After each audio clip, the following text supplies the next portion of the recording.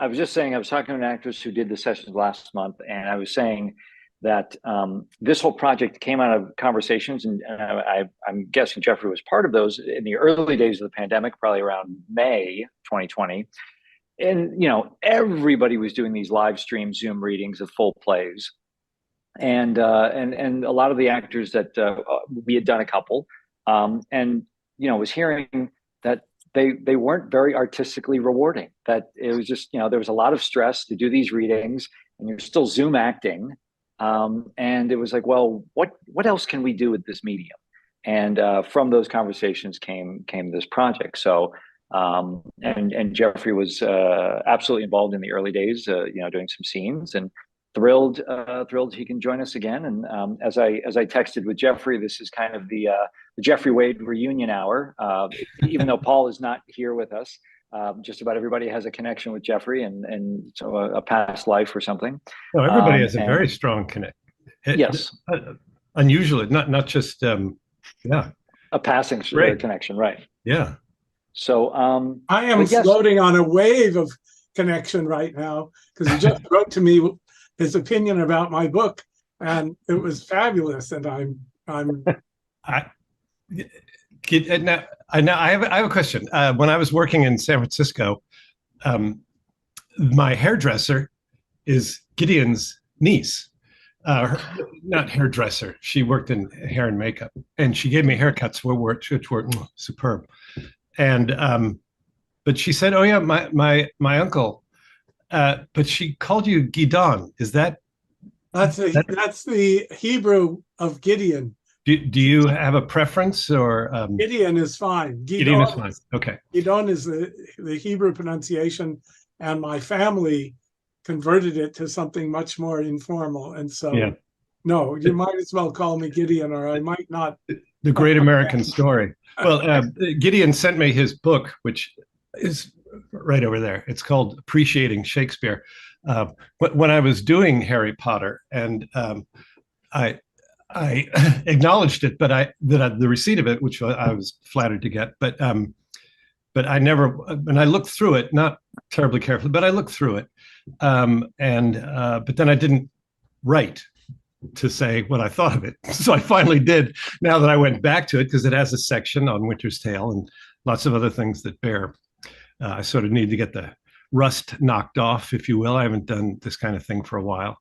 But it's really a terrific, and it's called Appreciate. I'll tell you part of what I said to Gideon. It's called Appreciating Shakespeare, and what I like about it is it is just scholarly enough to to be useful and interesting that way. But it's for appreciating. It's not this is how you should do Shakespeare, or breaking down Shakespeare, or what's the secret in Shakespeare. It's much more appreciating the way audiences appreciate Shakespeare, and the way you all worked with me. The way I like to approach things, very text-based. We're not trying to impose anything other than what's there, but the thing that's there, it's like a mine. You keep, you go in for gold and you pull out silver and nickel and uranium and all other things, and gold. And gold, yes, absolutely. But it's interesting how many, I've come from the Southwest. It's interesting how many old mines started off as gold mines and ended up being richer as silver mines. That right. They found things they didn't expect, or anyway, I don't want to draw this metaphor out too long, but that's what I like about these sessions, and it's a terrific book. Well, thank you. I really appreciate your appreciation, because I chose the title on purpose, and my purpose is to get people to appreciate Shakespeare and not to abuse him, and on the principle that their lives would be more enriched by appreciating what he's actually offering than by trying to turn him into something that mirrors their own preconceptions. Yeah. So it's I really appreciate your comments. Oh, good. So we've got it, and then Gideon, I've worked with both these people, Chris and Shannon, before as a director, and Shannon and I have done at least one great reading we did that on Zoom. Wait, was it? No, it wasn't on Zoom. It was here. No, yeah, it was actually in person. It was actually in person. It was great, and I'm a huge admirer of Chris Guilmet and his skills. So, yeah, I and a co-director put these two through a particularly grueling production of The Crucible, which. Sorry, that's my ex's dog. Oh no, it's fine. Our dog will appear eventually. It was unusual, Gideon, in that about 85% of it was, although it was on a stage and it was staged, was presented directly to the audience. When we got to sort of two-handers scenes, we would do them as more conventional scenes, and it was extremely demanding, difficult to rehearse, and tricky for audiences for the first 10 minutes or so, but they then got into it. It was terrific, and these two were spectacularly good. So wonderful. Yeah. Audiences will accept what you expect them to accept.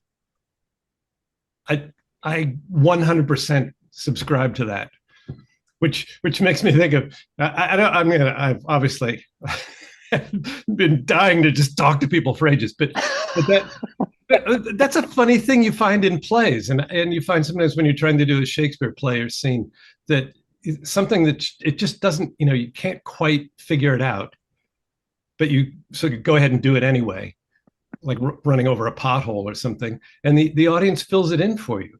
They won't consider, not every person has the same interpretation. If everything surrounding it is in place and done with conviction and clarity, the audience will fill it in. Yeah. If you expect the audience to do more work than they can do and other things fall apart, then it doesn't work. But the superstructure has to be there.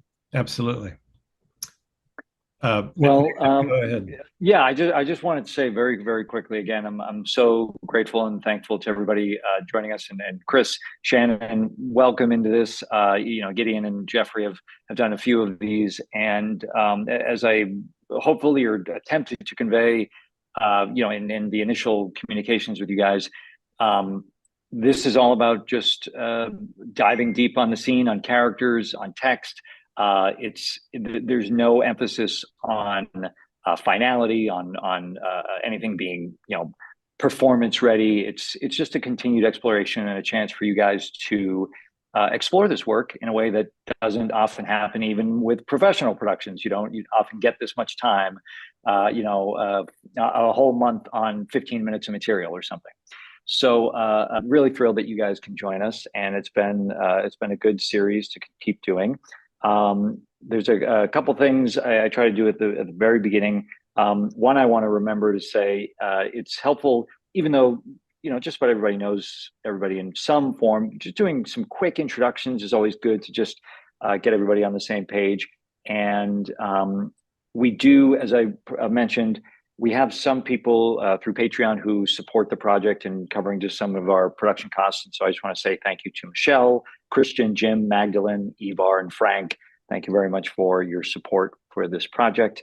That's that. I'm happy to answer any questions either here or offline if anyone has any questions about what it is we're doing here and why we're doing this. But it's been a great success, and I'm thrilled to, even this isn't a scene we worked on before, but even when we have a returning scene, we have different actors, different directors, there's just new stuff that you keep finding. So I'm always excited.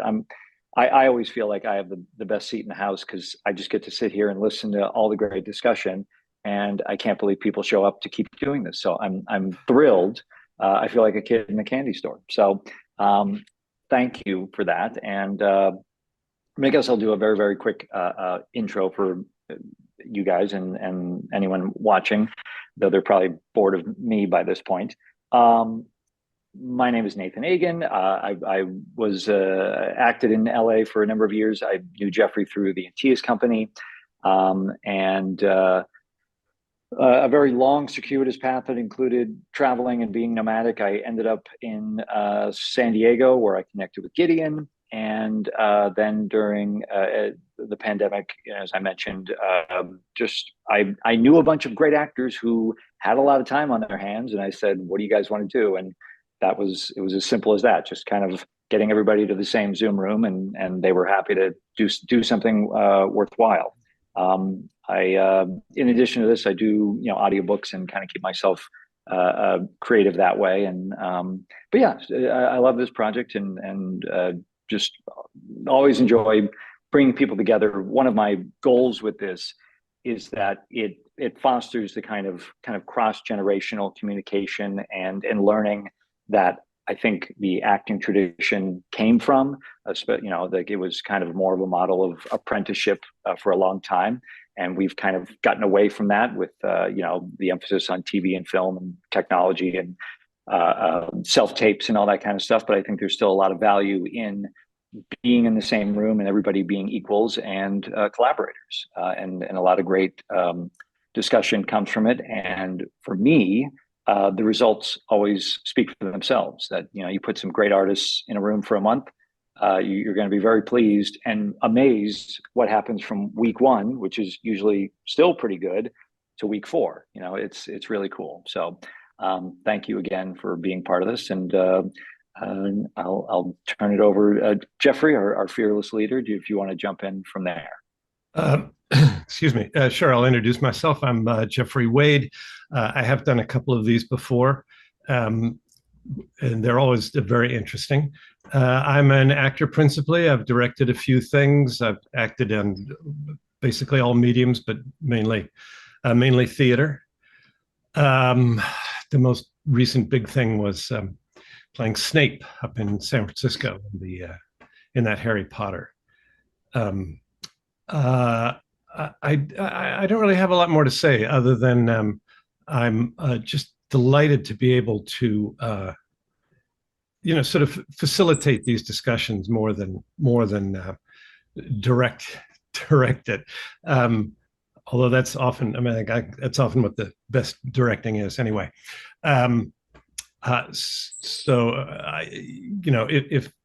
If you are someone who's watching, doesn't know me, excuse me, you'll learn more as we go along.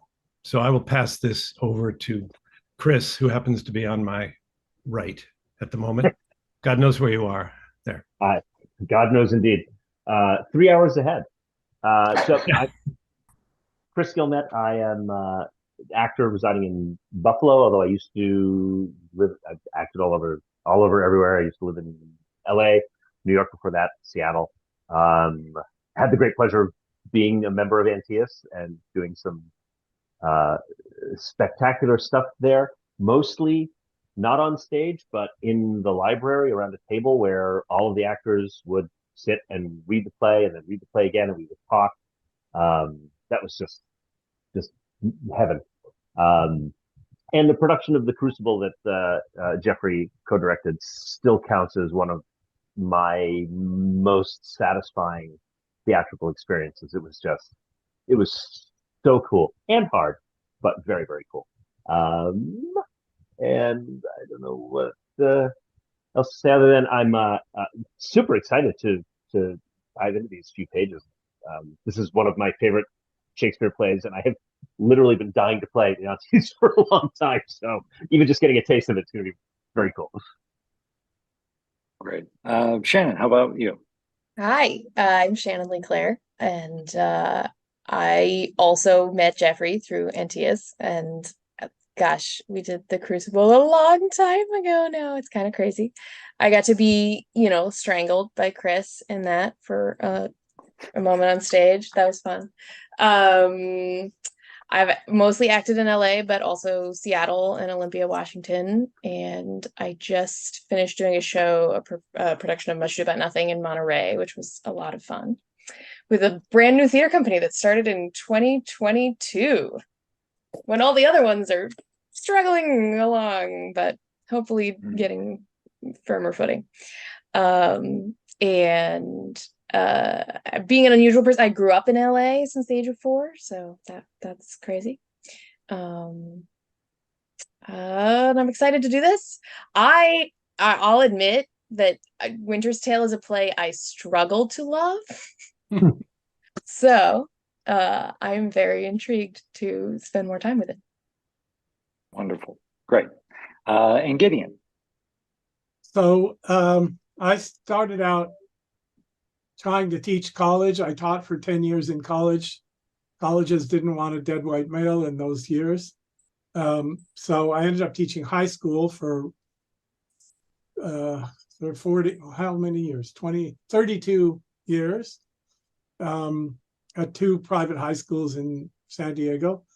And in the meantime, worked as dramaturge on productions of Shakespeare around town and around California and other places intermittently.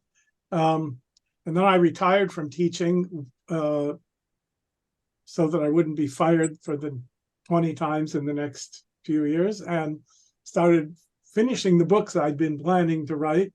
So the first one is the one we talked about, Appreciating Shakespeare. I've got an edition of Hamlet about to come out, I hope by the end of this year, with thorough annotations of my own. I've got a book on Shakespeare's Figures of Speech, which is a collection of examples of all the figures in outline form. That's being proofread now. And then a few other books in the pipeline planned. And I'm still working on and off as dramaturge, as you can see. I just did a community theater production of Midsummer Night's Dream locally here in San Diego. And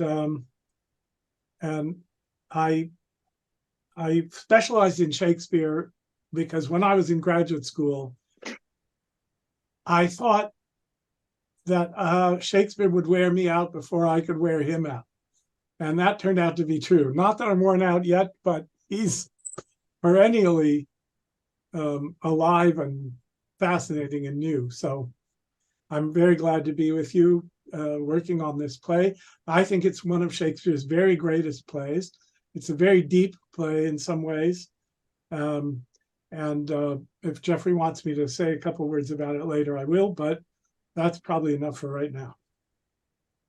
That's great. Thank you, Gideon, and thank you everybody for joining. And what I love about these sessions is that A, we get to bring people together from all parts of the country that otherwise might not be working together.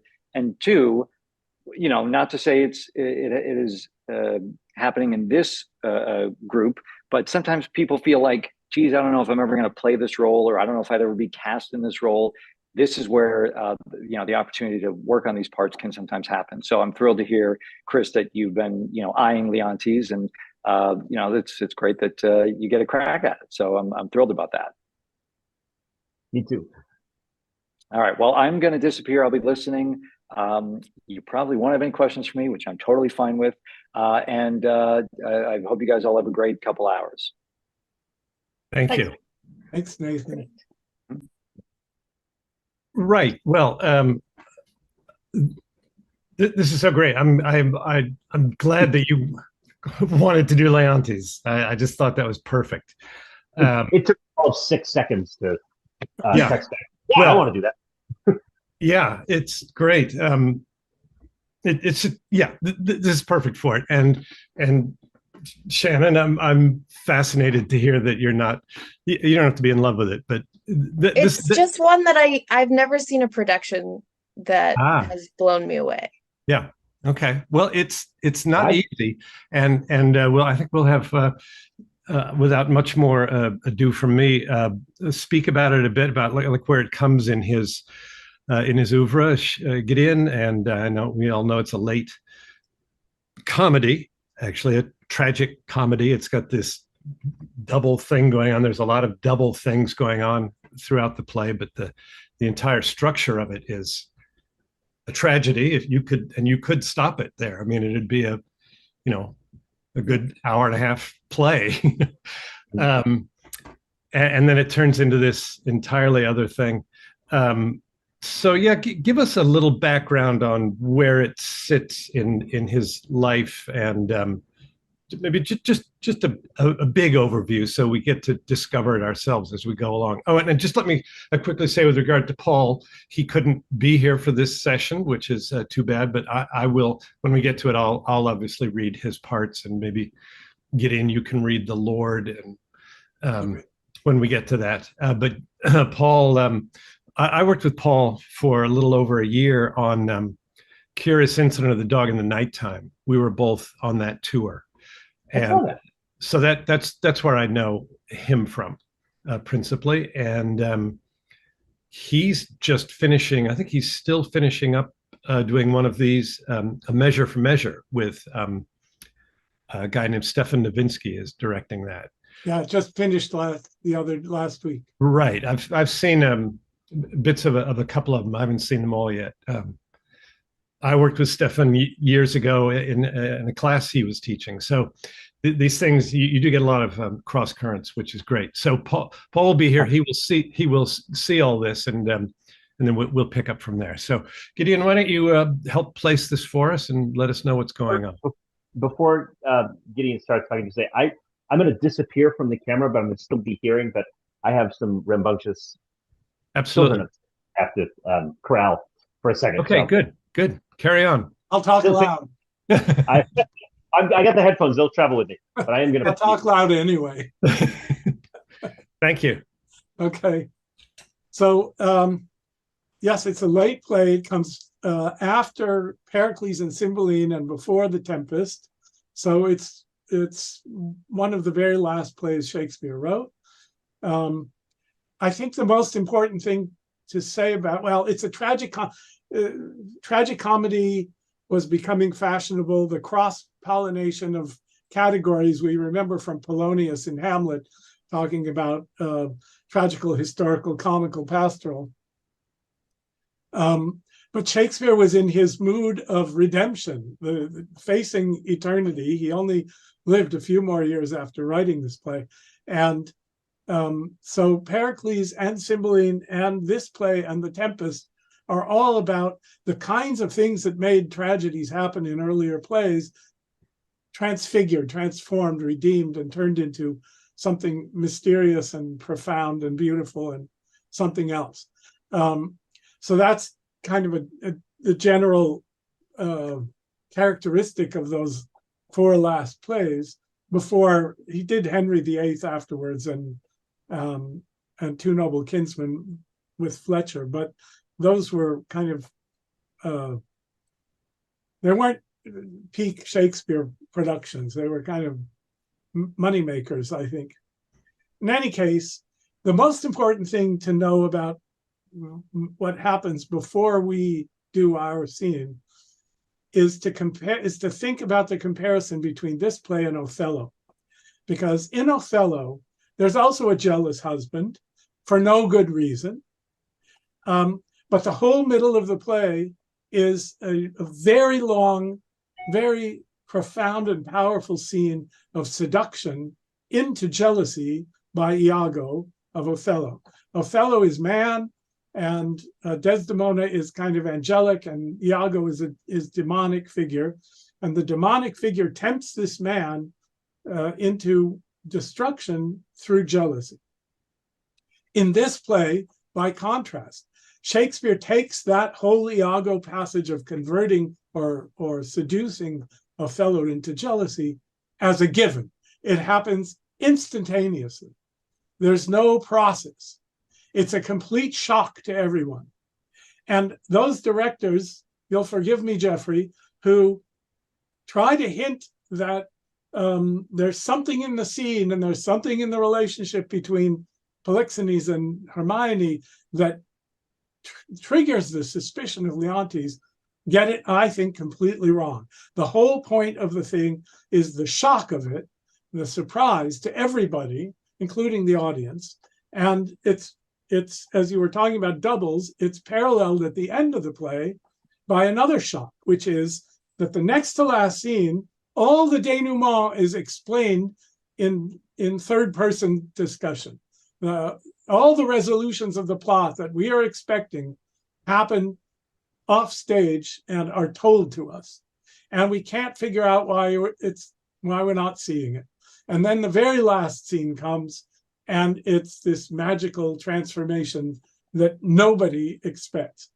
So those kind of bookend the movement of the play, and there's kind of magical transformations happening in the middle as well, including a 14-year hiatus in the development of the plot, which is unheard of. It breaches all the classical standards of unity of time, place, and action.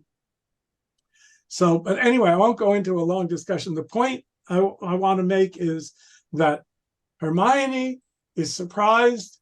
We are surprised. Antigonus is surprised. Paulinus, everybody's surprised by what is happening to Leontes.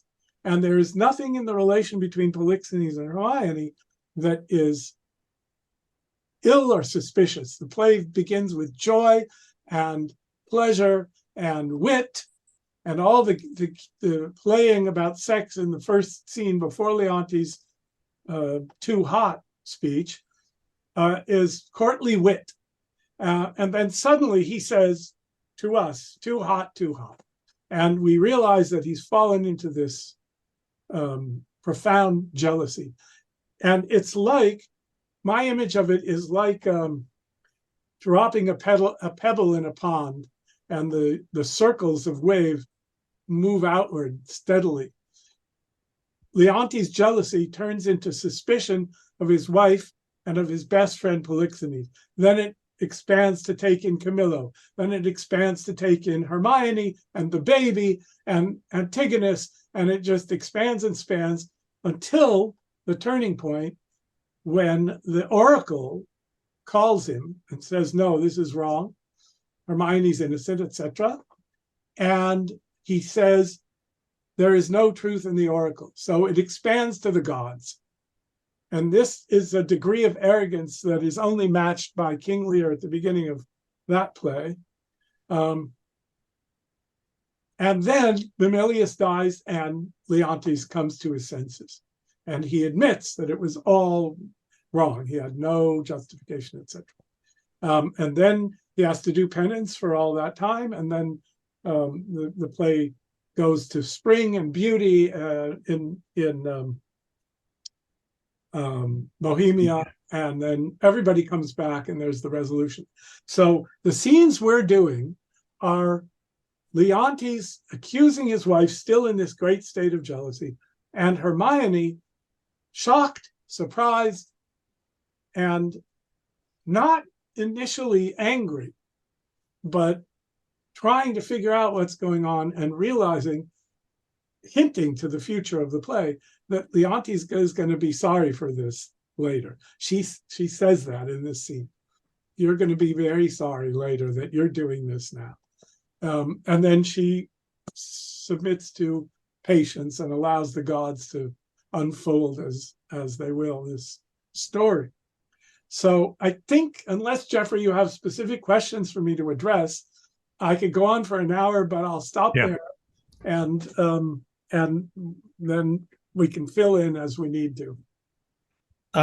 Good. No, I think that's sufficient, and I'm sure we'll other aspects of this will come up. I think it's funny that I was just giving my little thing about the audience being able to fill in potholes that we can't explain, or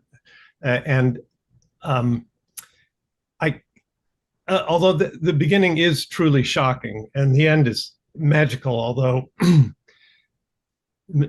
magic seems somehow easier to cope with and explain than instantaneous, his instantaneous fall into jealousy.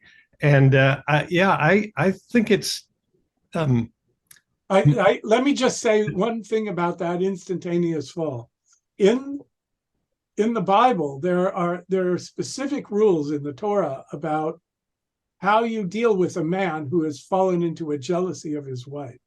He accuses his wife of sleeping with someone else, and there's a test. There's a magical test where she has to drink this potion of words scraped into a cup with dirt in it, and if she collapses then she's guilty. And if she doesn't, then she's innocent. And he has to take her back and forgive everything because she didn't do anything wrong. It's sort of like the crucible in a way.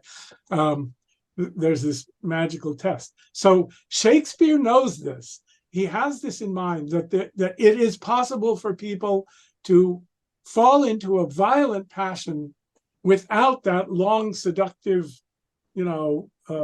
labor of Iago. Yes, exactly. And that's why I think I've always thought it was more interesting than problematic, if you will, because in all of drama, usually not this dramatically, but what interests us in drama are people's, what's the word I want? It's not it's their inconsistencies. That's the very essence of drama. I finally went to see excuse me, I'm going to be like this all afternoon, obviously, Oppenheimer yesterday.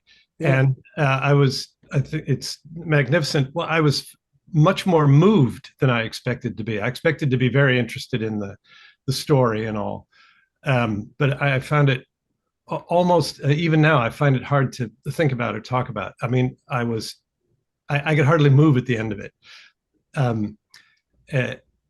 Not because of, I don't know. It was like so many.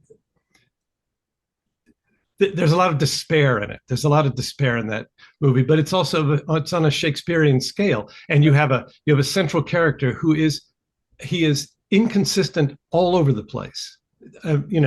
He doesn't behave the way you expect that sort of person to behave, whatever that sort is, and that's what will make him endlessly fascinating. Compare him to Prometheus quite rightly.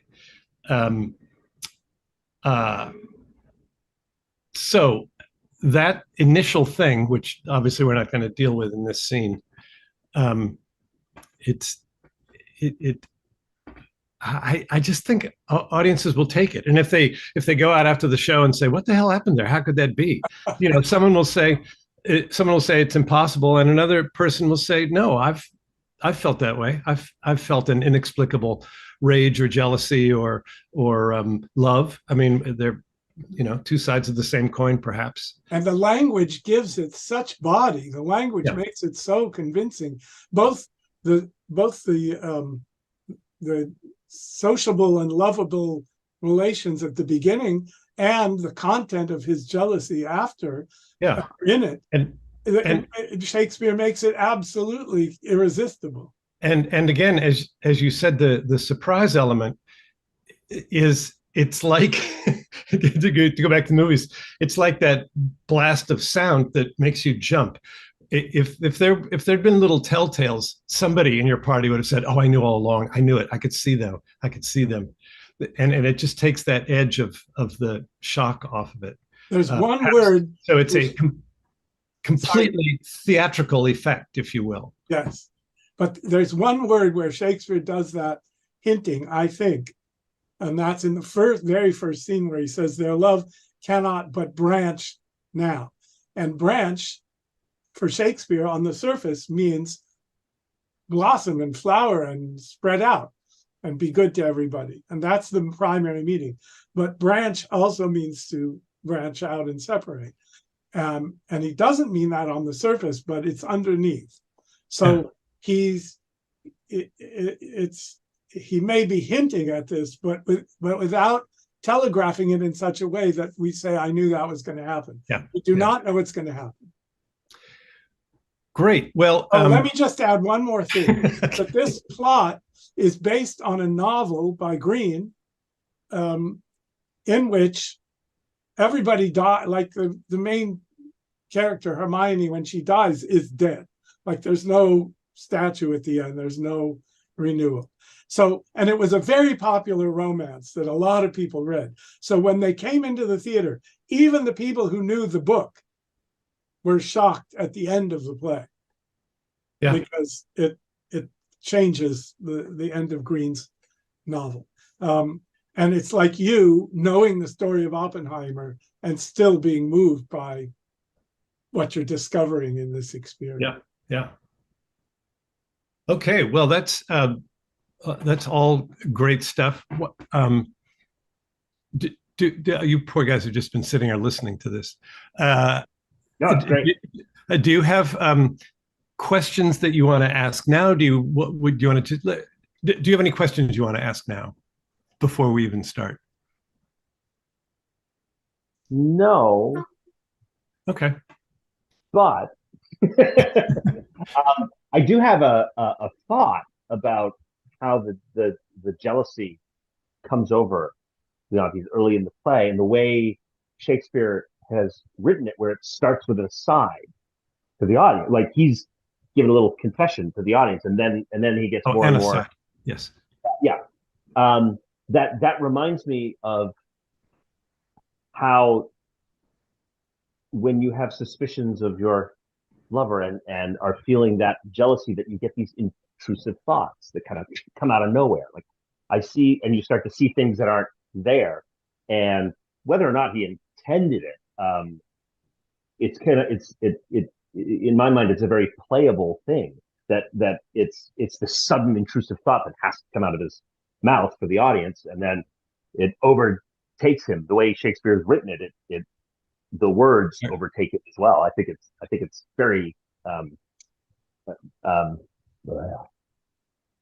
believable. Just what I've said like 12 times. No. I think I know psychological realism is not a Shakespearean thing, but where we come from in the 21st century, it's very easy to apply in the way the text is laid out. Yeah. I think it does apply. I think he uses rhetorical devices to convey psychological realism, and sentences, Leontes' sentences, are all broken up, and he's connecting everything, and it's all about horns. So it's chaotic. He's not chaotic, and then he's chaotic in his language. I think, and it's only because I watched a bit of that Measure for Measure stuff, and I don't know if they actually worked on this line, but I was thinking Angelo, when he says, "What's this? What's this?"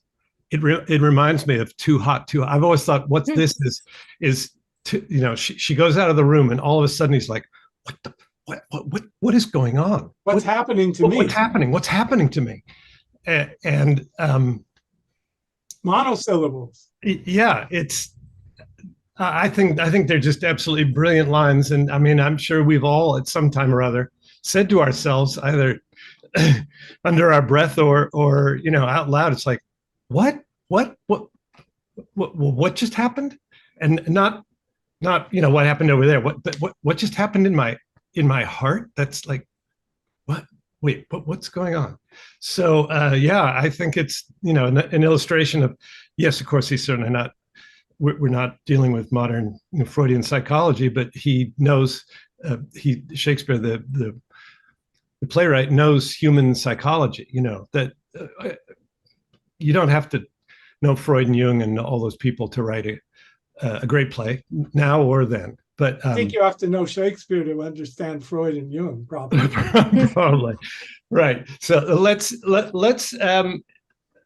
just read the scene and just read it through without, I think this first time, without stopping or anything, and then we'll go through again and start to pick things apart. And I timed the reason I wanted to do that other bit in Act 3, is it? Yeah, the Act 3 scene is, Shannon. So you could have a little more of a go at something. It's these things, mostly these two guys, and we'll just do it as a separate scene. I'm not going to try to knit them together or anything like that, because I mean, too much has happened. She had the baby, and Camillo and them have pissed off to Bohemia. So let's read the first one and pause for a second, and then just go straight into the next one. Okay, does that sound good? Right. Yes. I'm gonna turn off my camera and video camera and mute myself unless something really comes up. So you guys just take your time and enjoy. All right. Are we ready?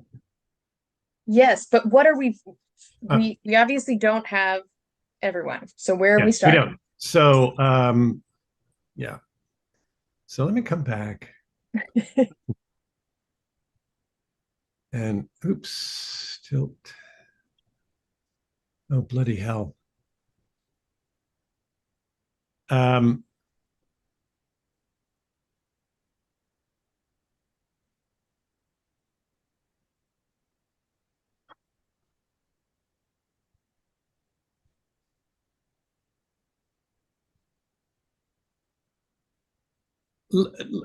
Let's start at Leontes' entrance, and I will read the Lord and Antigonus. So I better stay on. So I'll read the Lord and Antigonus, and that should get us through. Okay. Okay. Yep. Was he met there? His train, Camilla with him? Behind the tuft of pines I met them. Never saw I men scour so on their way. I add them even to their ships. How blessed am I in my just censure and my true opinion. Alack for lesser knowledge, how accursed in being so blessed. There may be in a cup a spider steeped, and one may drink, depart, and yet partake no venom, for his knowledge is not infected. But if one present the abhorred ingredient to his eye, make known how he hath drunk, he cracks his gorge, his sides with violent hefts. I have drunk and seen the spider. Camillo was his help in this, his pander.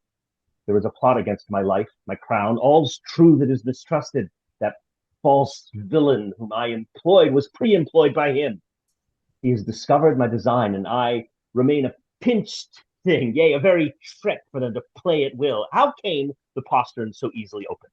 By his great authority, which often hath no less prevailed than so on your command. I know it too well. Give me the boy. I am glad you did not nurse him, though he does bear some signs of me. Yet you too much, though he, I am glad you did not nurse him, though he does bear some signs of me.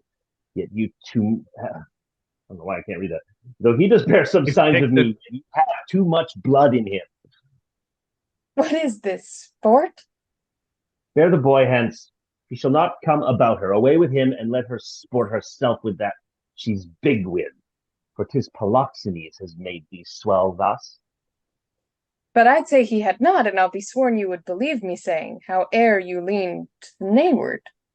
You, my lords, look on her, mark her well. Be but about to say she is a goodly lady, and the justice of your hearts will thereto add 'tis pity she's not honest, honorable.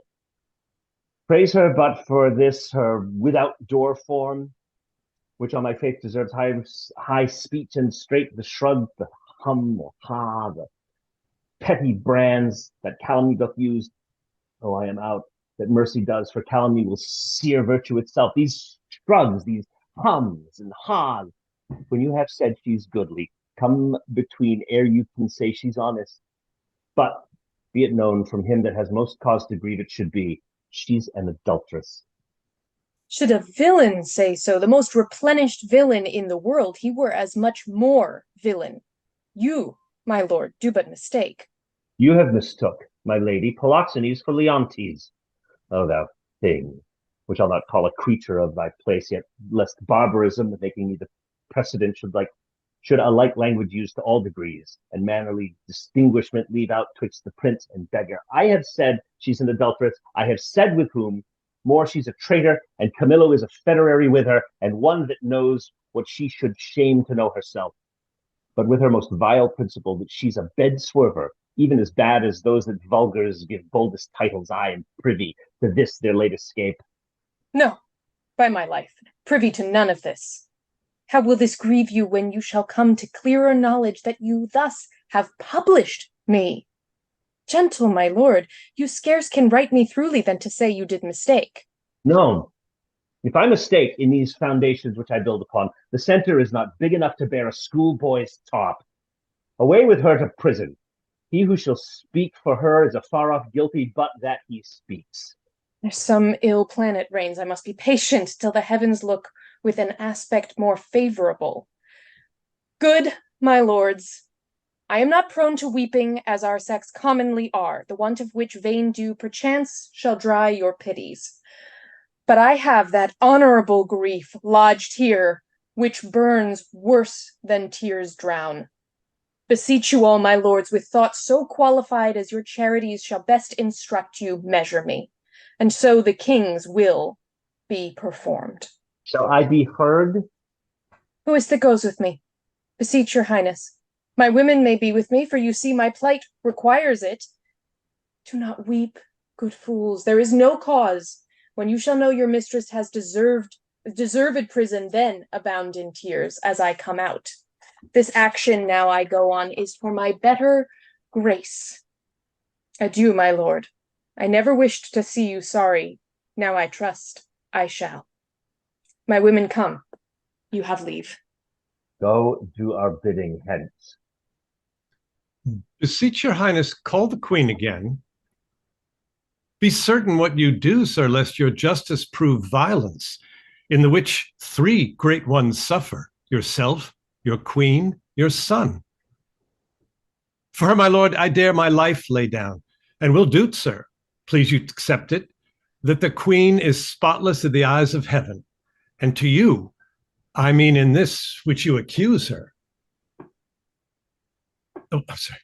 If it proves she's otherwise, I'll keep my stables where I lodge my wife. I'll go in couples with her, then when I feel and see her, no further trust her. For every inch of woman in the world, every dram of woman's flesh is false, if she be.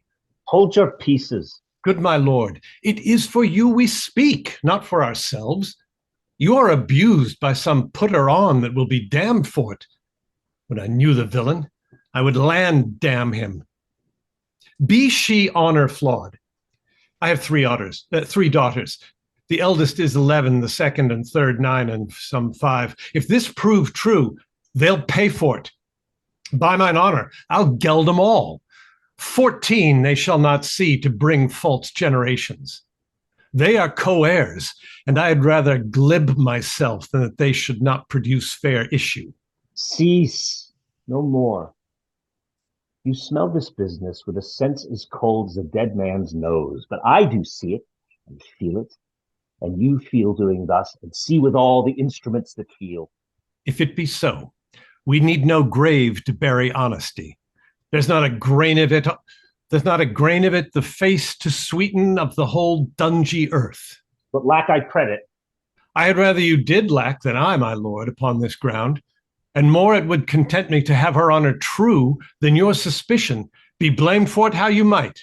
Why, what need we commune with you of this, but rather follow our forceful instigation? Our prerogative calls not your counsels, but our natural goodness imparts this, which if you, or stupefied or seeming so in skill, cannot or will not relish a truth like us, inform yourselves, we need no more of your advice. The matter, the loss, the gain, the ordering on't is all properly ours. And I wish, my liege, you had only in your silent judgment tried it, without more overture.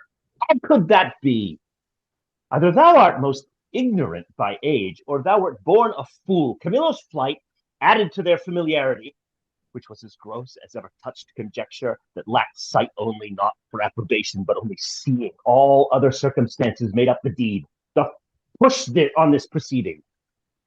Yet, for a greater confirmation, for an act of this importance, 'twere most piteous to be while, I have dispatched in post to sacred Delphos, to Apollo's temple, Cleomenes and Dion, whom you know of stuffed sufficiency. Now from the oracle, they will bring all whose spiritual counsel shall stop or spurn me. Have I done well? Well done, my lord. Though I am satisfied and need no more than what I know, yet shall the oracle give rest to the minds of others, such as he, whose ignorant credulity will not come up to the truth. So if we thought it good from our free person, she should be confined, lest that the treachery of those 2 fled hence be left her to perform. Come, follow us. We are to speak in public, for this business will raise us all. To laughter, as I take it, if the good truth were known. All right.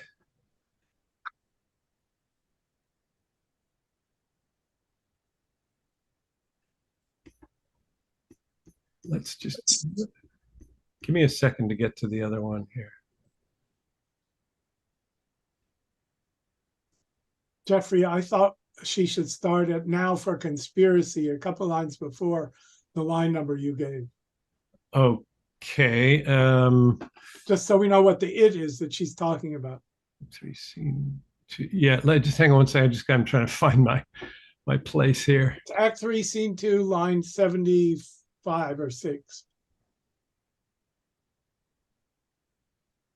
3 scene 2. One, just one. Almost there.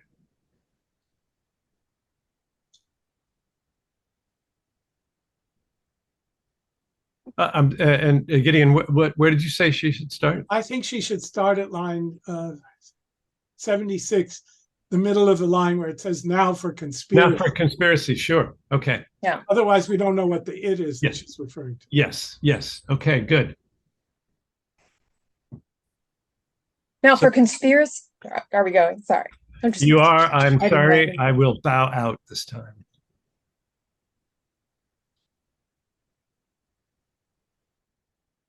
Now for conspiracy, I know not how it tastes, though it be dished for me to try how. All I know of it is that Camillo was an honest man, and why he left your court the gods themselves, wotting no more than I, are ignorant. You knew of his departure, as you know what you have undertaken to do in his absence. Sir, you speak a language that I understand not. My life stands on the level of your dreams, which I'll lay down. Your actions are my dreams. You had a bastard by Polixenes, and I but dreamed it. As you were past all shame, those of your fact are so past all truth, which to deny concerns more than avails. For us, thy brat hath been cast out, like to itself, no father owning it, which is indeed more criminal in thee than it. So thou shalt feel our justice in those easiest passage, look for no less than death. Sir, spare your threats. The bug which you would fright me with, I seek. To me can life be no commodity, the crown and comfort of my life, your favor, I do give lost. For I do feel it gone, but know not how it went. My second joy, the first fruits of my body, from my presence I am barred like one infectious. My third comfort, starred most unluckily, is from my breast, the innocent milk in it most innocent mouth, haled out to murder. Myself on every post proclaimed a strumpet, with immodest hatred the childbed privilege denied, which longs to women of all fashion. Lastly, hurried here to this place of the open air before I have got strength of limit. Now, my liege, tell me what blessings I have alive that I shall fear to die. Therefore, proceed. But yet, hear this. Mistake me not. No life I prize I prize it not a straw, but for mine honor, which I would free. If I shall be condemned upon surmises, all proofs sleeping else, but what your jealousies awake, I tell you 'tis rigor and not law. Your honor's all I do. Refer me to the oracle. Apollo be my judge.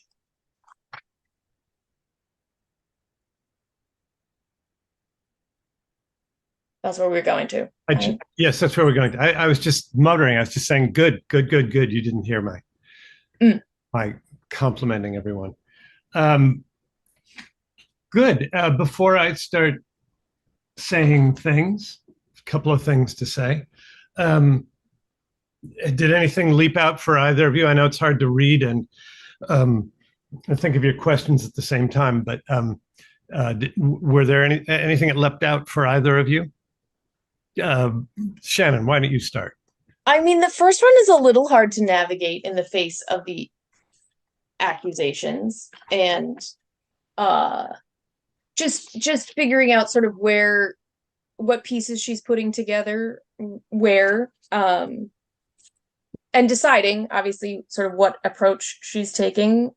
Is she like, oh, calming him down, figuring it out, trying to approach it like this is a crazy weird joke, until she is like, oh no, this is really, he's very serious and this is insane.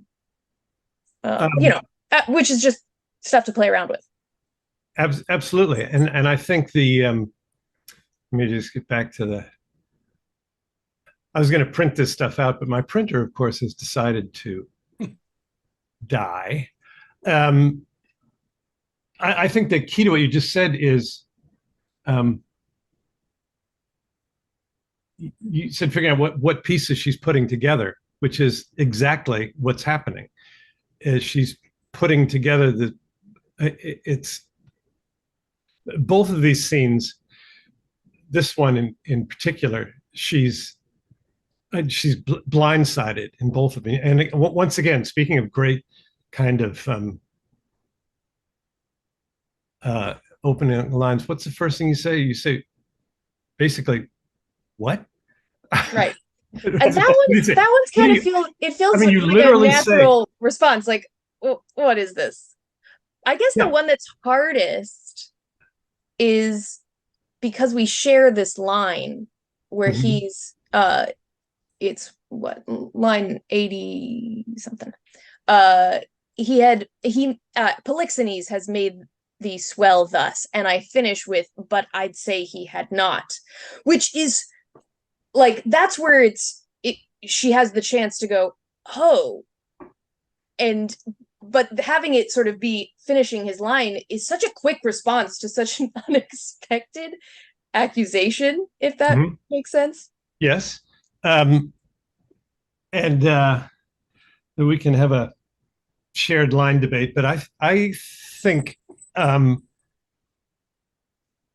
taking it as a shared line, it can be because perhaps she's not really thinking this through. I mean, the very first thing she literally says, "Are you joking? Are you kidding?" And he goes on and he says, that's it's Polixenes. Chris, can you hear me, Chris? I can. I'm pretty sure it's Polixenes, not Polixenes. Correct. You've been saying Polixenes. Well, that's dumb because in my head I'm saying Polixenes. Oh, so okay. I'll just. That's all right. Make your connect your head to your mouth. It's Polixenes. Yeah. He says you're pregnant with him, and I think she doesn't even. What Shakespeare's given you is a woman who is. It's such a blindsided thing that she doesn't have to think about it. She says, "Polixenes made you pregnant." No, he hasn't. Oh. No. Yeah. No, I'd say suggest something about the way the line works. She's a queen. He's a king. She's not used to contradicting him, especially in public. So she doesn't say, "No, I didn't," or "No, he didn't." She says, "I would say that he had not. Under normal circumstances, that's what I would say to such a statement. And I swear that if I did say something like that, you would believe me, even if you didn't tend to believe me, because that's what the past has been. I don't embarrass you in public. If I disagree with you, I put it in a hypothetical form, and normally you would believe me. So let's assume that's what's happening now. I would say no, and you're used to believing me." And then he goes after her some more. Yeah. So yes, I both those things. I think she can come in that quickly because it doesn't really require. I mean, maybe we're still in the possibility, because these are fairly quick lines. Yeah. We're still in the possibility that he's making some kind of really bad, but still a joke. I mean, people make bad jokes all the time. It's not like okay. In a moment, you're gonna clear up what is going on here, right? This isn't really like you, but you got to be. This is kidding, right? Because what is this, some boy joke that you guys did when you were kids? Come on, it's tasteless, but this is a joke. So I think that perhaps is what allows you to respond quickly there, and then you have quite a chunk of text here and quite a lot of really horrible stuff from him. People saying, "Yeah, she's pretty, but it's too bad she's a fucking whore." I mean, I think almost again, I think it's fascinating. You know, we first see her here; she's very pregnant. The next time we see her, she's just delivered. She's, you know, for an actress, it seems to me to give you great physical givens with which to work. But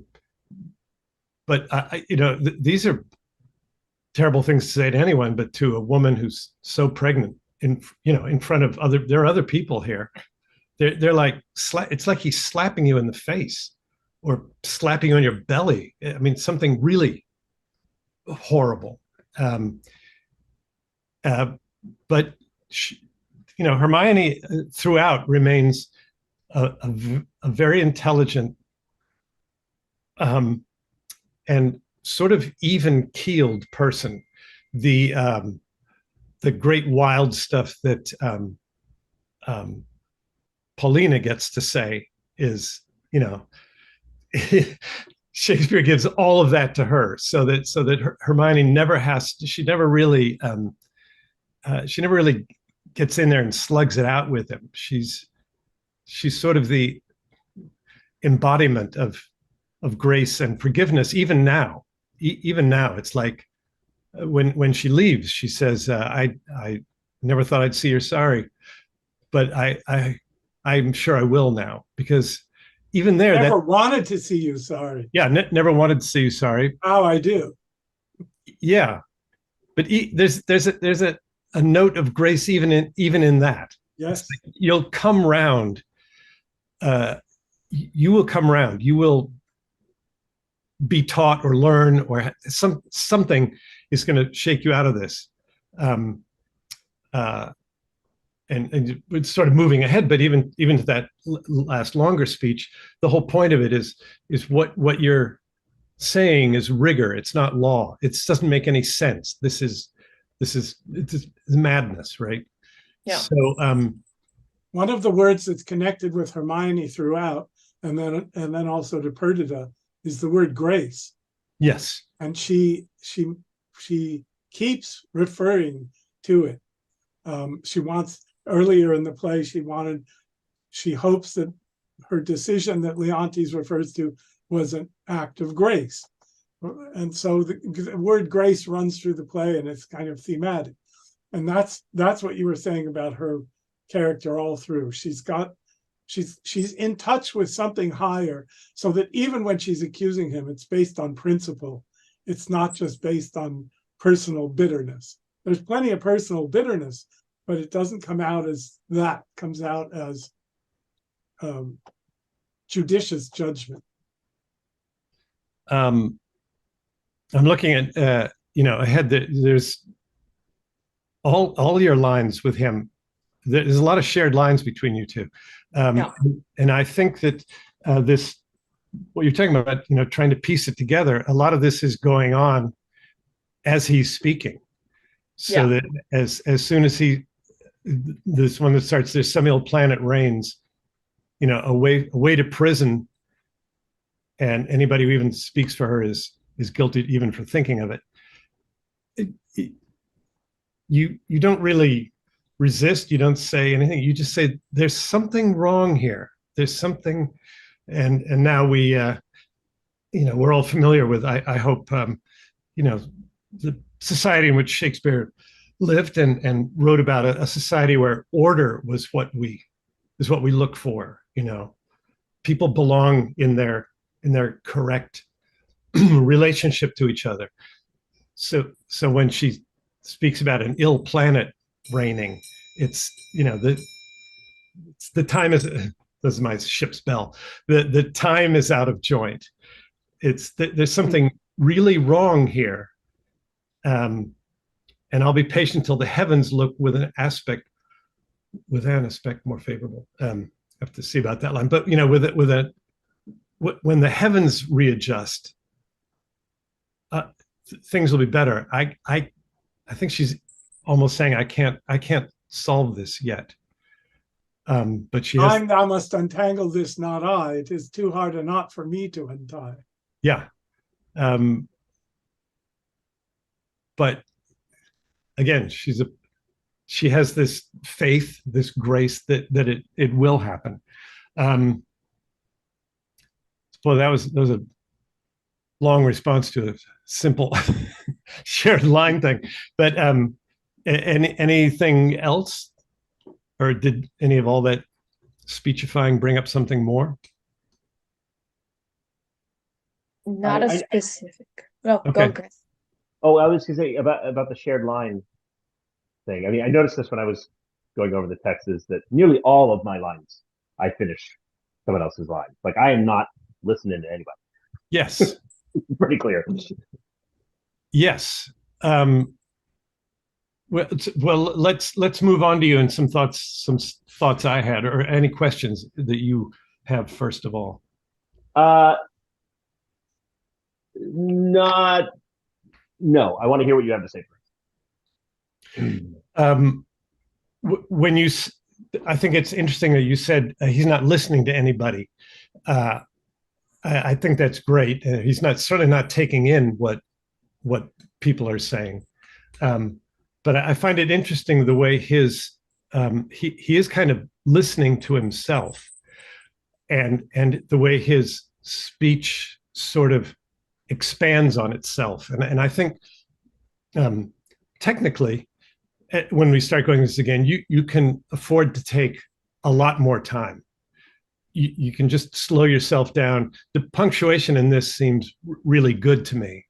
And I think you can make that punctuation your friend, particularly when you get to full stops. You have a lot of full stops in the middle of lines, which is always interesting. And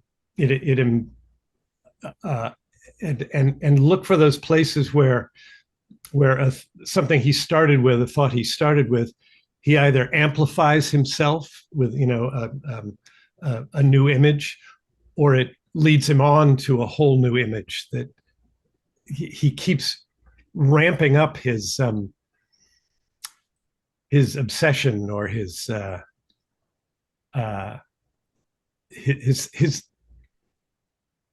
conviction that what he's saying is right. Where's the line you have? That's kind of the way jealousy works too. But like, exactly. I just want to remind you that he's also a king. So he's used to getting his way. He's used to deciding things and having people accept them. That's the norm for him. So the idea that all these people should be resisting him is, to him, as unacceptable as everything he's saying is to everybody else. No, I actually love the line where Hermione is, she's talking about the ill planet, and so the kings will be performed, and all I say is like, is anybody going to listen to what I just said? Yeah, exactly. How come nobody's moving? Sure. How come nobody's still here? Yeah. And I'm wearing the crown. I'm still the king. I'm still the king, which is, there's also, you don't have to worry about being interrupted very much either. Also, I think everyone is gobsmacked, which is such a great expression because it implies sort of hitting yourself in the mouth. Everybody's going like, what on earth is going on here? Here's a line that leapt out at me. You do mistake. No. Period. If I mistake in those foundations which I build upon, the center's not big enough to bear a schoolboy's top. And Gideon, the center is, I'm assuming, the world. Is that right? The earth, the globe of the earth. So, this thing gets bigger and bigger. What was an annoyance? I don't know. You start with something very sort of mundane in a way. It's like, who opened the doors? Who let them out? The posterns. How'd they get out so easy? To comparing your situation to the world balanced on a little top, and I think it's interesting that Hermione picks up on that image right away. Well, in that case, all the planets are messed up.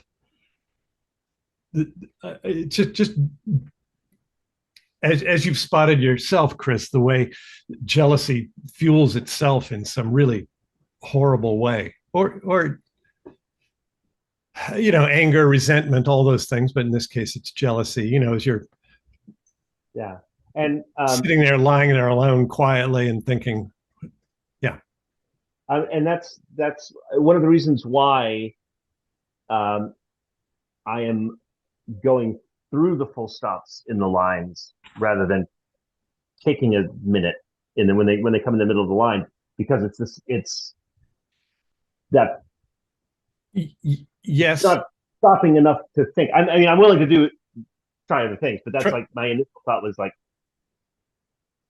it's a very personality set too. You have a lot. You have a lot of lines that are run on, or is the term enjambed? Is that the term? Yes. Yeah. These lines that this very first one, a lack for lesser knowledge. Mm-hmm. Stop. How accursed, and then it continues right on, and being so blessed. There may be in the cup of spiders steeped, and one may drink, depart, and yet partake no venom, for his knowledge is not infected. I think you can. What we will hear again, since it is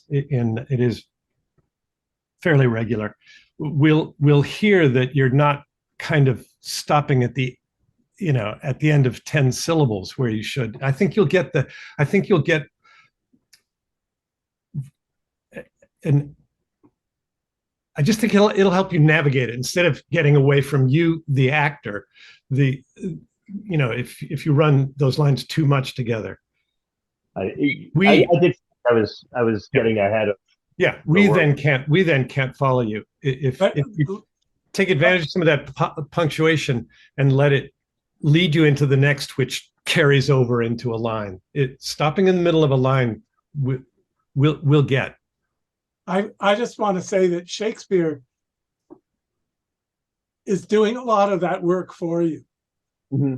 Geoffrey's saying that the enjambed lines, if you're aware of the meter and the lines are going against the meter with these enjambments and caesuras in the middle, pauses in the middle of the line, it's the very tension between the expected meter and those breaks in the sentences that creates what you are trying to do by rushing past the punctuation. So I'm not saying. I'm saying try it. Try it the other way and see if the verse itself will support what you're trying to do with it.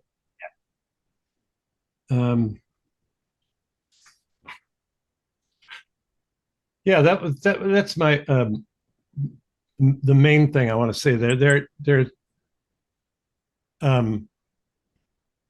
a line that I've just never. Maybe Gideon, you can help us out here, because there's a line about calumny. Oh yeah, that's a tricky one. Where can you give me a line number? Yeah, I'm just that calumny don't use. Oh, I am out that mercy does for calumny will sear. Yeah, what line? Around 90. Yes. Yes, I mean, and this is an interesting line. Again, it's all broken up. You had a bastard, and I but dreamed it. As you were past all shame, those of your fact are so past all truth, which to deny concerns more than avails. For as that brat has been cast out, it's is that where we are? We're at that's just really. He's breaking up because his mind is breaking up, and we see it in the words. Yeah, it's. I don't want to make much of this. I'm just going to say it once, and we don't have to, make a deal out of it. But our not lamented late president does this shit all the time. He can't make it through one sentence without all this wandering around, and we sit out here. I assume some of us do, wondering how is his mind working. I can't tell where he's going with this. Yeah, He also literally does what Leontes does, which is just say, no, they're all lying. No, that's a lie. No, it's a god. A god said that. No, I don't care. It's a lie. The gods are wrong. I couldn't help but notice that. So where is the seer line? Okay, so the line is at line 80, starts at line 87. And it's built up. It's complicated because it's built up. So let's just go through it. Praise her, but for this, her without door form. If you start praising her looks, which on my faith deserves high speech. Yep. Immediately straight, there's the shrug, the hum, or the ha. People start to praise her and then they go, yeah, but there's this, I don't want to talk about it. Right. Okay. These petty brands, that's the hum, the shrug, the hum, the ha, that calumny doth use. Calumny means accusation, right? False accusation very often. Okay. Calumny usually uses these terms or these phrases to brand people, shrug or hum or ha. And then he interrupts himself. He says, no, that's wrong. I'm out. I'm not getting it right. That is what mercy does. The shrug, the hum, the ha, the petty brands. For calumny will sear virtue itself. It'll attack virtue itself. And then he goes back to these shrugs, these hums and ha's. When you have, he goes back to the original idea. When you've said she's goodly, when you said she's beautiful, these hums and ha's come between before you can say she's honest. So the image of a person saying she's very beautiful and she's very honest, but they don't say that. They say she's very beautiful and she's very, can't quite say she's honest. That's the image of the person he's got in mind. Right. I think where I get a little confused is calumny will sear virtue itself as opposed to what? As opposed to a person? These little brands are brands of brandings on, The brands are branding on person that you know is guilty. Right. And you think is guilty. So calumny, mercy will use these brands on people who deserve it, but calumny will attack even the virtuous people who don't deserve it. Okay. So mercy behaves this way with these brands toward people who deserve the brands, and calumny will attack even people who don't deserve the brands. Okay. Does it also make sense that just the way I'm putting this mental image in my mind is that it's also merciful in a way. If someone says she's pretty, the merciful response, if you think she's a whore, is to go,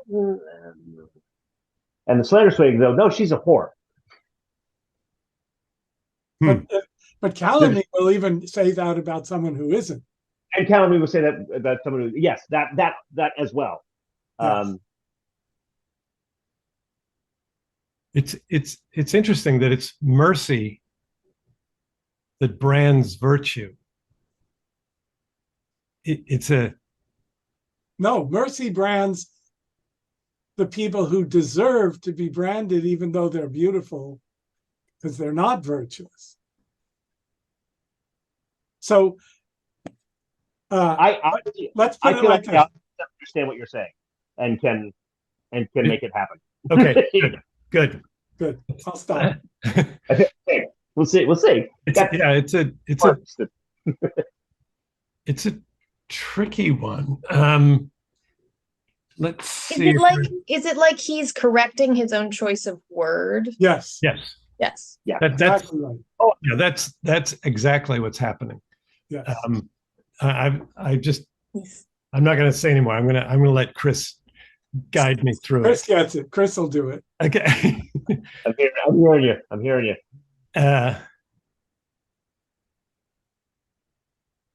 While you're paused, can I just say Dion and Dungy, the Dungy Earth, and I think Dungy. Okay. and somebody says Jew. I can't remember who it was. D-E-W.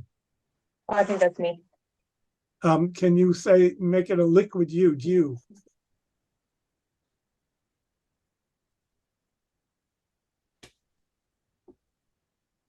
Yeah, and one more thing, you said deserved, and I think it's deserved. It's deserved. Yeah. Yeah. After I said it, I was like, there's too many syllables in this Yeah, line. that's right. You had ended up with an extra couple of syllables. That's a good sign, though. I mean, we all do it occasionally. It's a good sign that you can actually hear yourself getting the rhythm slightly wrong. Yeah. Let's see. What is it? 6:20. Let's just take like a 3-minute break because I need to get a drink of water, and come back, and that'll give us 15 minutes or so, and we'll finish this up. We'll start to go through it again.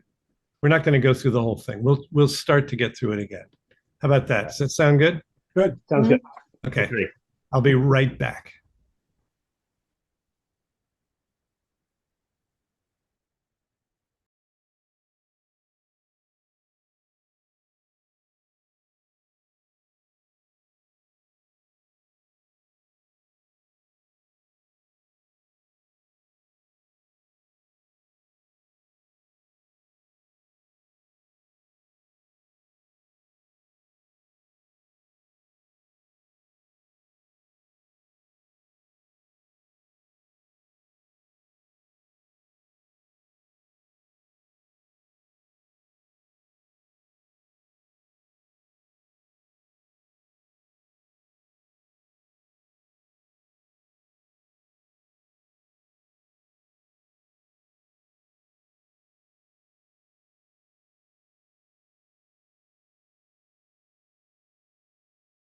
I think I was looking at this.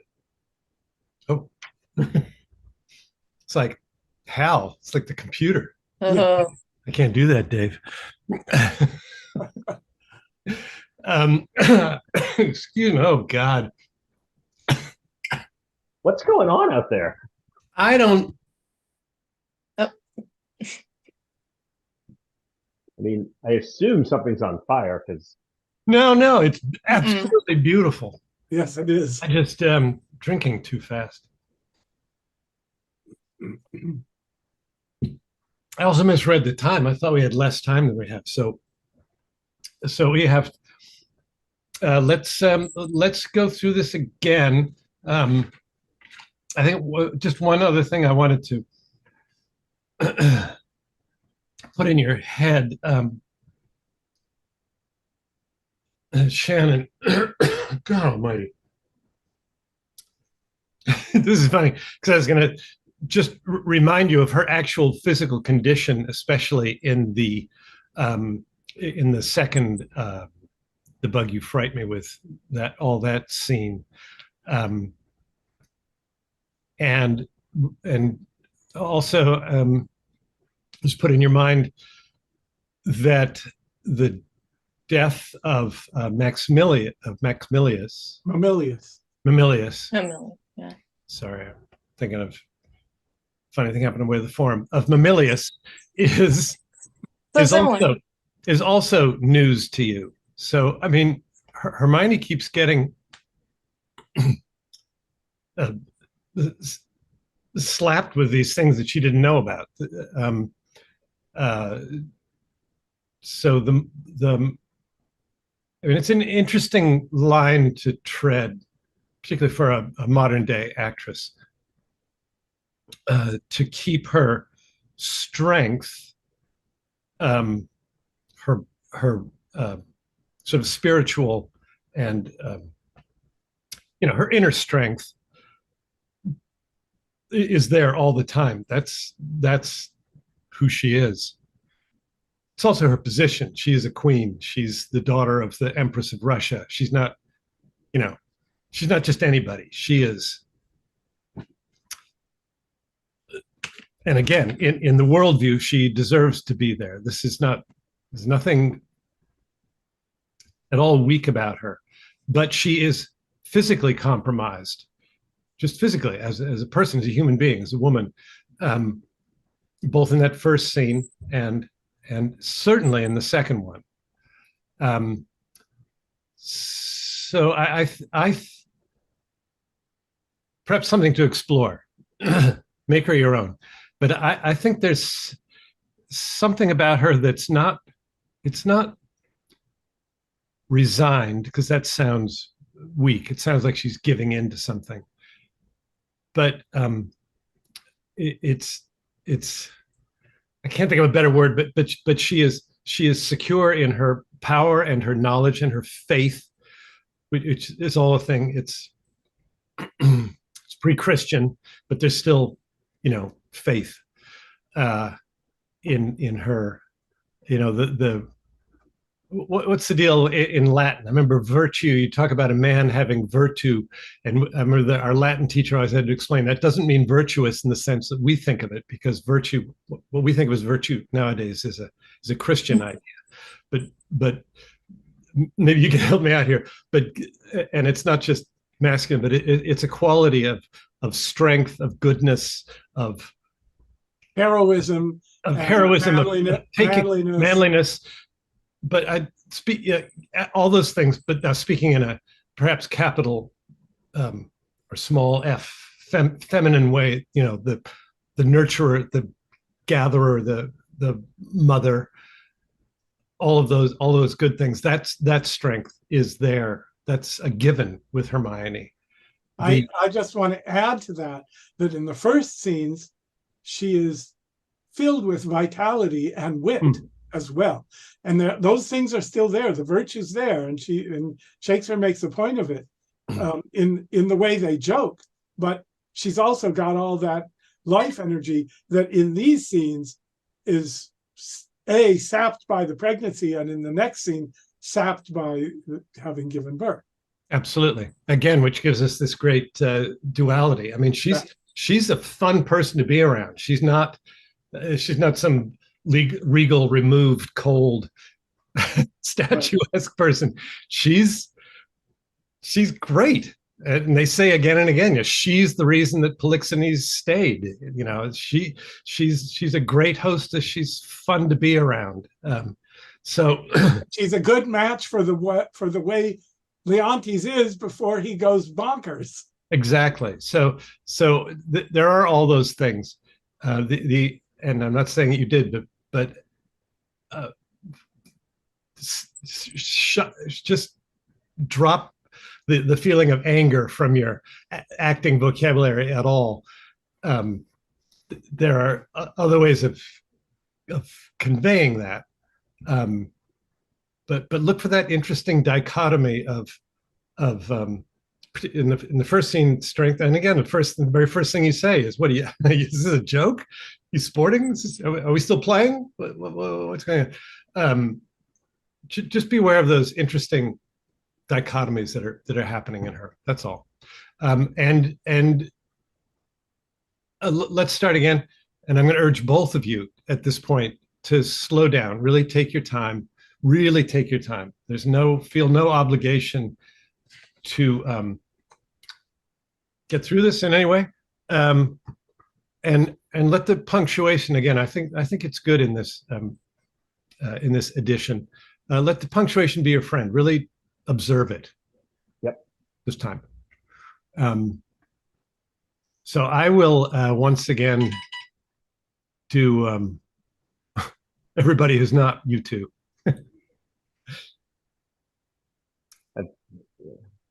Lord Antigonus. Okay. Was he met there? His train, Camillo with him? Behind the tuft of pines I met them. Never saw I men scour so on their way. I eyed them even to their ships. How blessed am I, in my just censure, in my true opinion, a lack for lesser knowledge. How accursed in being so blessed. There may be in the cup a spider steeped, and one may drink, depart, and yet partake no venom, for his knowledge is not infected. But if one present the abhorred ingredient to his eye, make known how he hath drunk, he cracks his gorge, his sides with violent hefts. I have drunk and seen the spider. Camillo was his help in this, his pander. There is a plot against my life, my crown. All's true that is mistrusted. That false villain whom I employed was pre-employed by him. He has discovered my design, and I remain a pinched thing, yea, a very trick for those to play at will. How came the posterns to be so easily opened? By his great authority, which often hath no less prevailed than so on your command. I note too well. Give me the boy. I am glad you did not nurse him, though he does bear some signs of me, yet you have too much blood in him. What is this? Sport? Bear the boy hence. He shall not come about her. Away with him, and let her sport herself with that she's big with. For 'tis Polixenes has made thee swell thus. Good. Let's stop a second. Just so you can get Polixenes. Polixenes, right. I'm sorry. Polixenes. It's good. It's good. Off to an excellent start. The one thing I wrote was when you said there may be, when you start the thing about the spider, that was terrific. It was like a new thought, you know? So every time there's a new thought or a new energy, it's great. I wrote that one down because it just came so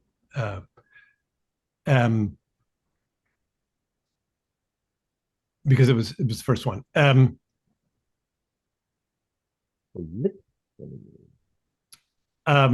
Polixenes, and here's what this line is a run on. Away with him, and let her sport herself with that she's big with. And I think that is the operative word. Gotcha. Right. I was going to make the same note. It's not that she's sporting herself. It's that she's sporting herself with that child. That thing that you can't even, I mean, it's a thing. It's great. So you can, you know, it's a very common word, but it's I don't know. There's a sort of deliciousness to it. Yeah.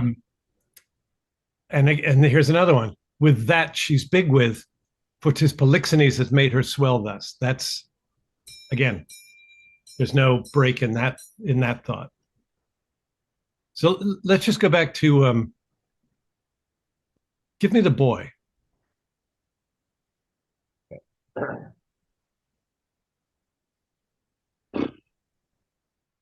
Give me the boy.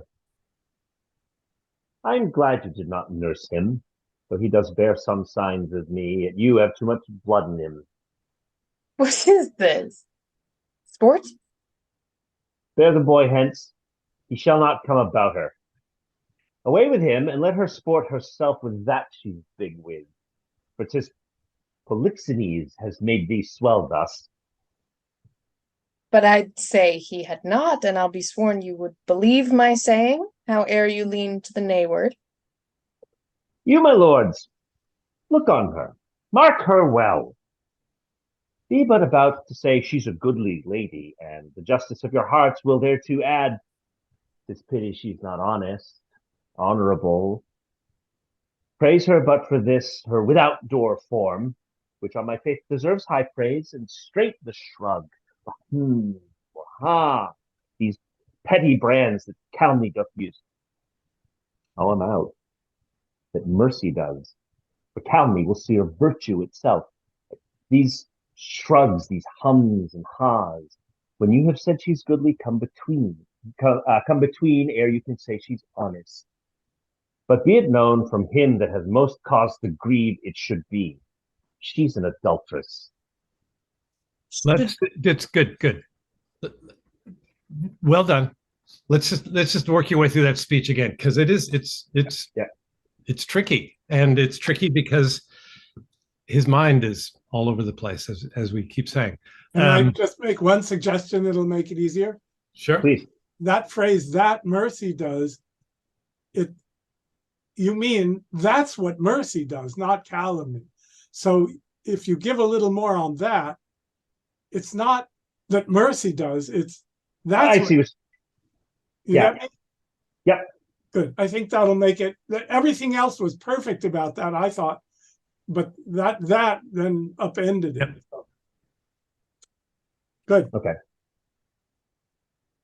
From whence? Um, Can I go from you, my lords? Is that yeah. the beginning of that? Yeah. You, my lords. I'm sorry. I'm just going to say one more thing. Again, as we work through this, right? You know, obviously we're working on this. We got 3 more weeks. Be aware that in both these scenes, they're both private and public. There's, I mean, they are in public. There's no denying there are the people around. And I'm not clear. There's certainly in the sort of Hermione bug speech, there's a lot of other people around. I'm not sure if it's just a couple of, you know, Antigonus and one other guy here, but still there are other people around. So you can, as you work through it, you look for opportunities to where you're almost talking in her ear or talking right to her, and others where you go, you guys see this? Can you see what's going on here? Let me tell you about women, right? And then you can have the opportunity to go back to her. It's like, you fucking whore. I know exactly what you did, right? That will, again, feel free to use that as you want, but I think you can go, as the scene goes on, I think you can go further and further with that. It's like, can somebody, as you said earlier, Chris, it said, hey, is anybody listening to me? Anybody listening? Get the fuck out of here, you whore. Right? That kind of in and out thing is another thing that sets people's alarm bells off. But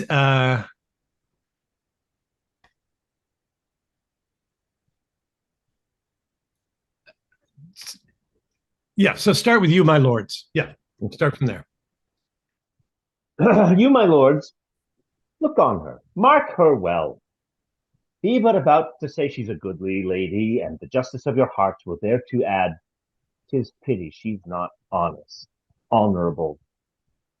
Praise her but for this her without door form, which on my faith deserves high speech, and straight the shrug, the ha, these petty brands that calumny doth use. Oh, I am out. That mercy does, for calumny will sear virtue itself. These shrugs, these hums and ha's, when you have said she's goodly, come between, ere you can say she's honest. But be it known, from him that has most cause to grieve it should be, she's an adulteress. Should a villain say so, the most replenished villain in the world, he were as much more villain. You, my lord, do but mistake. You have mistook, my lady. Polixenes is for Leontes. For thou thing, which I'll not call a creature of thy place, this barbarism making me the precedent, should have. I'm going to stop here. What the hell am I? Can I just talk about this line for a second? Sure. Okay, so he's going to the idea of not being able to distinguish between a prince and a beggar, because all awareness of degrees, meaning hierarchy in the society, are gone. That's what barbarism is going to do. If I talk to you like a queen instead of calling you a thing, right? Oh, thou thing. I'm not even going to call you a creature of your place. Your place is royalty, right? So that lest barbarism, making an example of me, abolishes all degrees of language and doesn't distinguish between a prince and a beggar. So I have to distinguish between a prince and a beggar by calling you not a queen, but a thing. Okay? That's all a complicated way of saying that's what's going on in his decision. He calls her a thing, and then he realizes that's not what he usually calls her. So he's justifying why he's not calling her a creature of her place, which is her rank. Got it. Okay. Got it. Yeah. You don't need to know what's going on in my brain. Um, We will hear it in your voice. no, I mean, the actor's brain, like why I'm not seeing it. Oh, for God's sake, it's difficult. And what that means is you have a 4-line, 1, 2, 3, 4, 5. You have a 5.5. 5.5 line parenthetical statement. I know. It's modifying that one word. Right? Is that right, Gideon? Yes, exactly. Yeah. So you can do it, but it's just, it's a matter of making that kind of shift in your thought. Yeah. And it's also then the shift. He says, "You have mistook my lady Polixenes for Leontes," and then he says, "Oh, thou thing," that's to her, and then he goes through this long description of why he said that, and then he turns back to the group. "I have said, as king, this is what's happening." Right. Right. So that goes public again. Yeah. Yeah. It's almost like a legal brief, Right. I just the first indictment. This is the second indictment. This is the first count of this, first count of that. So let's give you a start if you're ready with Hermione, and it's sounding terrific, Shannon. Give him the whole line. Should have.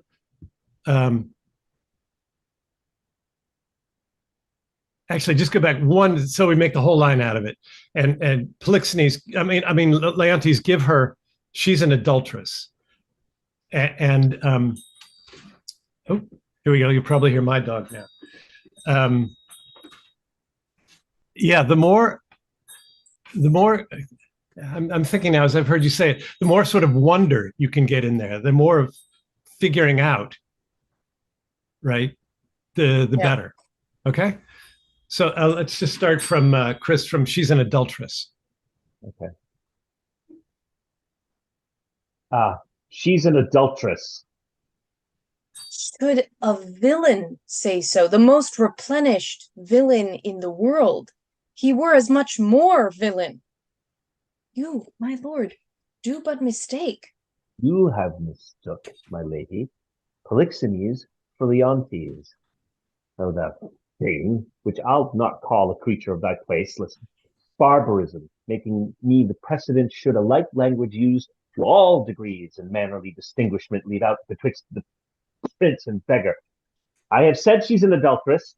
I have said with whom. More, she's a traitor, and Camillo is a federary with her, and one that knows what she should shame to know herself, but with her most vile principle that she's a bed swerver, even as bad as those that vulgars give boldest titles, and privy to that, to this their late escape. Okay, good. Just gonna work you through that one again. Sure. You're gonna hell of a workout.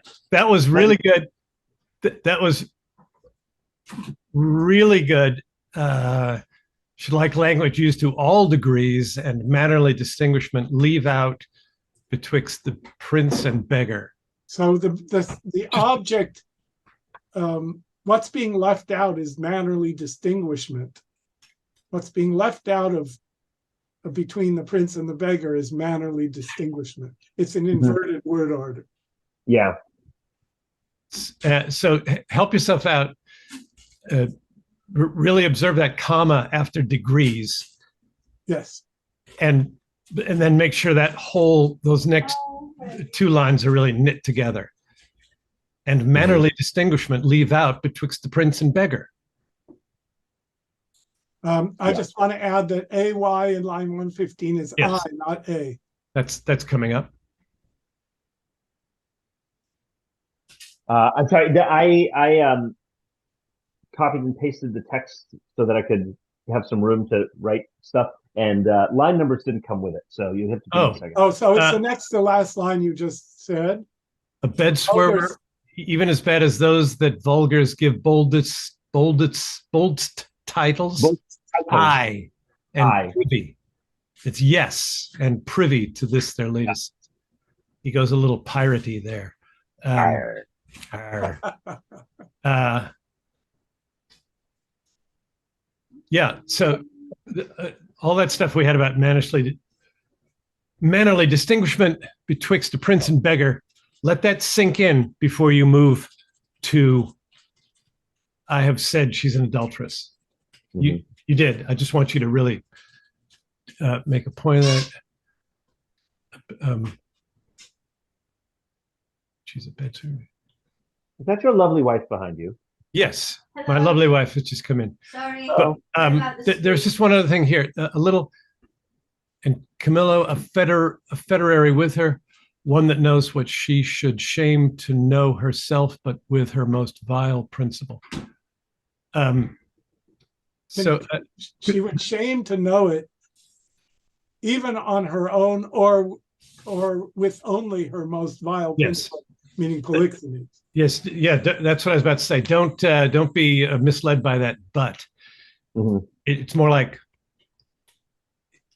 she should shame to know herself.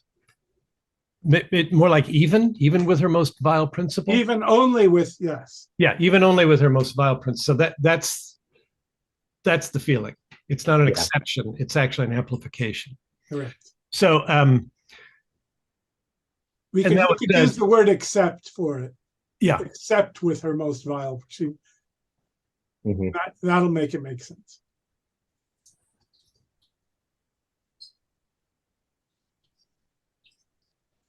And this is another one where it's great. Let me go back to Hermione. Shannon, I thought that was spot on. That's the direction to go in. So more of that, good. And Leontes, you got through that great up until she's a traitor. Camillo's a federary with her, and just to get that butt right. But it's also interesting how the as he goes on, it just gets worse and worse. I mean, bed swerver is a I don't know. It's a what do I want to say? It's a richer image than saying she's unfaithful or something. He said she's an adulteress, which is a legal term. Yeah. Now he's using a demotic, a more popular, vulgar term. Yes, a more vulgar. It's that again. It's that thing of jealousy and betrayal. You know, as you begin to think about it more, it gets worse and worse and sort of smellier and wormier. So it's beginning to be reflected in his language, which is great. So let's just do that section again, because it's really coming along nicely. Yeah. There's another one of those, like, he goes off for 5 lines and then comes back to. Yes, 100%. He goes off down a little corridor in his own mind, and then is snapped back to his public self. But even then, he begins to go down. Even when he's talking to these guys, these lords, he chooses to use. He chooses to go on a course path, let's say. This is characteristic of all these speeches, that he keeps going off the rails. Yeah, and that's telling us that he's in the wrong, and he's trying to make it right, and he can't do it, and he keeps losing it. But I am right. In your world, you're okay. Let's go from. That's the spirit. She's an adulteress. Do you mind if I start just a little bit, but be it known? Back up to where you want. Yeah, be it known is good. A little wind in for. Yep. Right. But be it known from him that has most cause to grieve it should be, she's an adulteress.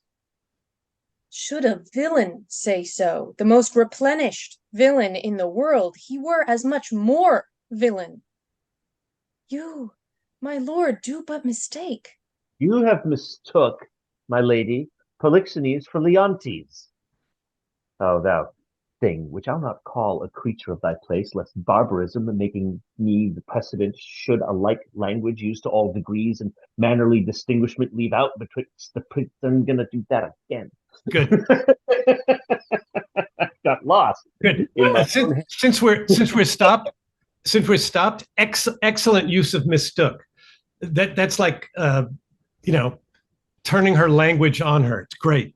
That's just the kind of thing we like. That's Richard III kind of stuff, but a much more mature writer now.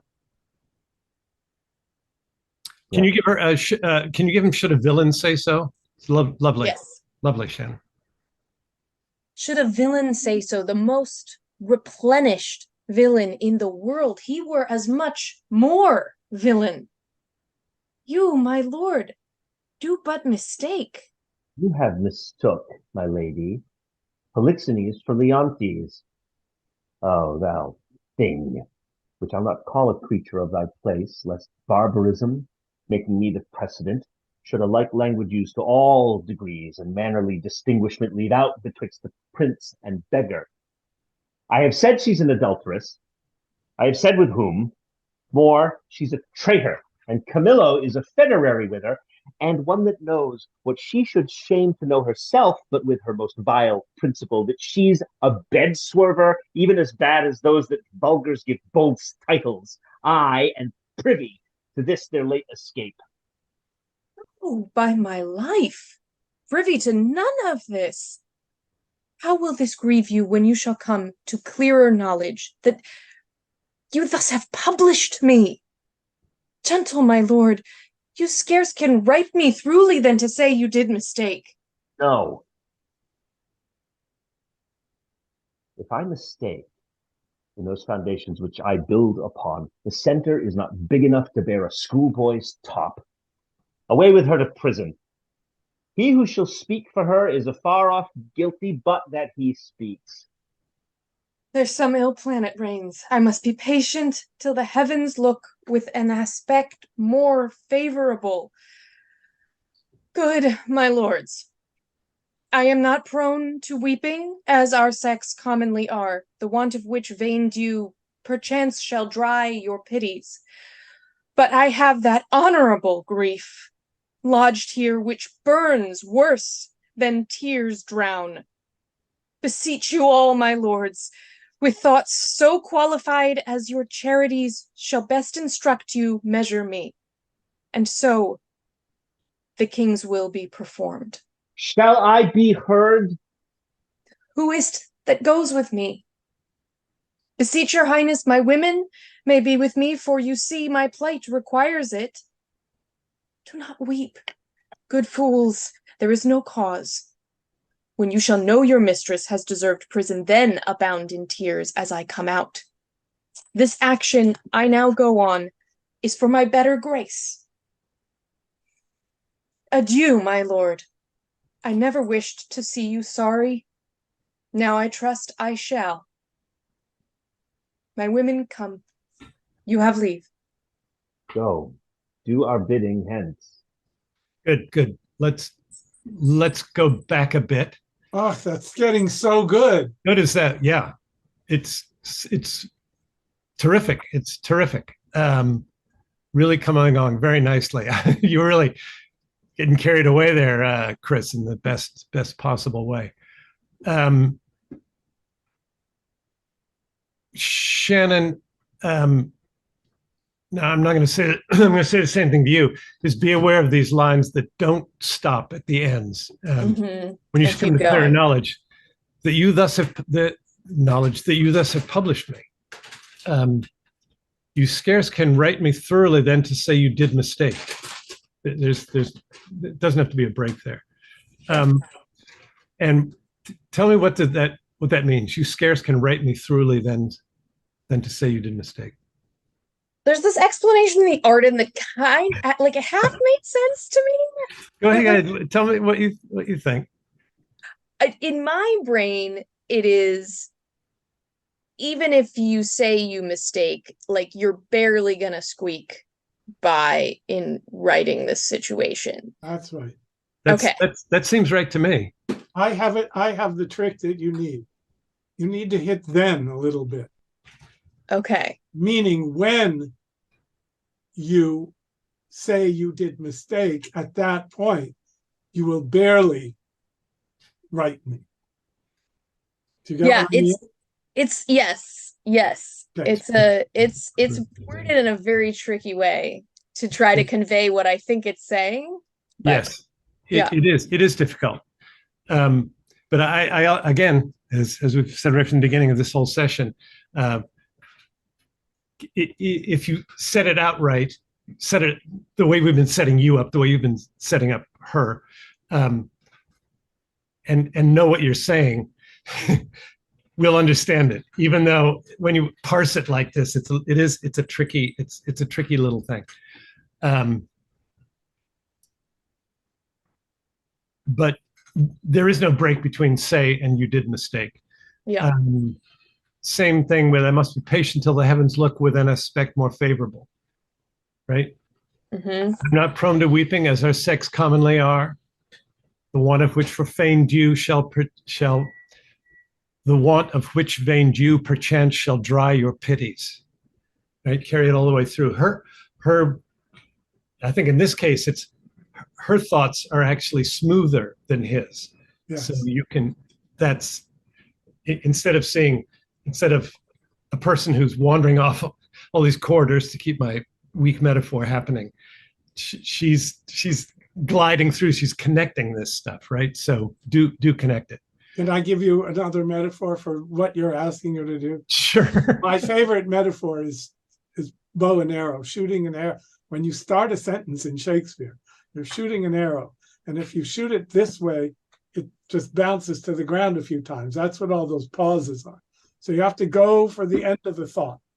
And unless there's punctuation, there's no reason not to get to the end of the thought. And I have a few words I want to hear you make more of. And I think it's going to help. Okay, can I give those? Sure.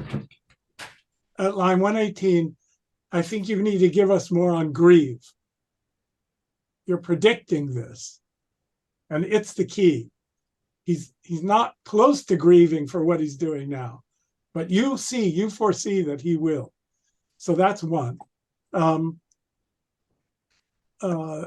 talked about then.